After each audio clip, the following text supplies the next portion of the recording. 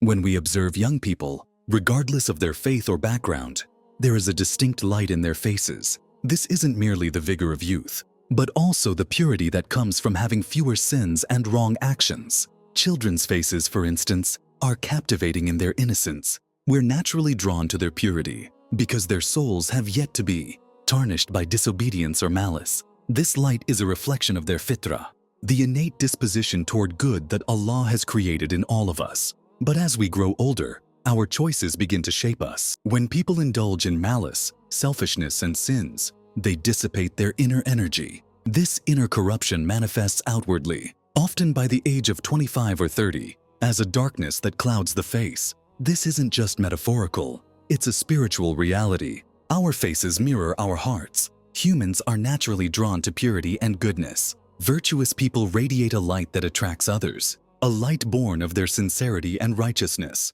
However, in a culture steeped in moral decay, this attraction can become distorted. Some seek to defile what is pure, turning a natural appreciation for goodness into something harmful and destructive. This is a sickness of the heart, a sign of how deeply the dunya, the material world, can corrupt.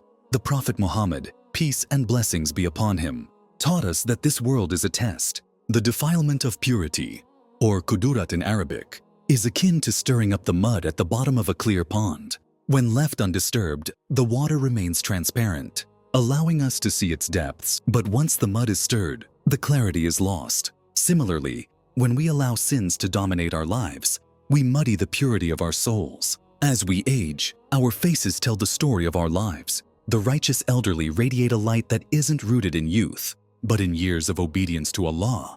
Conversely, those who have lived in disobedience bear a visible darkness. Their faces show the consequences of a life spent far from the guidance of their Creator. Imagine conducting an experiment, placing pictures of the righteous elderly alongside those who lived for the dunya, the material world. The difference would be stark. This is not about wealth, education, or status, but about the state of the heart. Even among the simplest people, such as villagers who dedicate their lives to worship and remembrance, you'll find faces that shine with purity and sincerity. As Muslims, it's crucial to remain humble. Often, we think we are doing enough, but many of us don't even match the practices of the simplest believers in Muslim lands. In some communities, you'll find individuals who recite a juz of the Quran every morning and evening, consistently perform sunnah prayers, fast 3 days every month, and give in charity even from their limited means. Their acts of worship and sacrifice, though unnoticed by the world,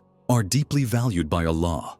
In contrast, we sometimes fall into arrogance, thinking our small efforts are significant. True taqwa consciousness of Allah requires us to avoid such traps. The nafs, our lower self, is inherently deceptive and constantly tries to inflate our sense of self-worth. Overcoming this deception is the first step towards spiritual purification. Let us reflect on the condition of our hearts and the state of our faces. Are we preserving the light of obedience, or are we clouding it with sin and malice? Our faces are not just a reflection of our physical health, but of our spiritual well-being.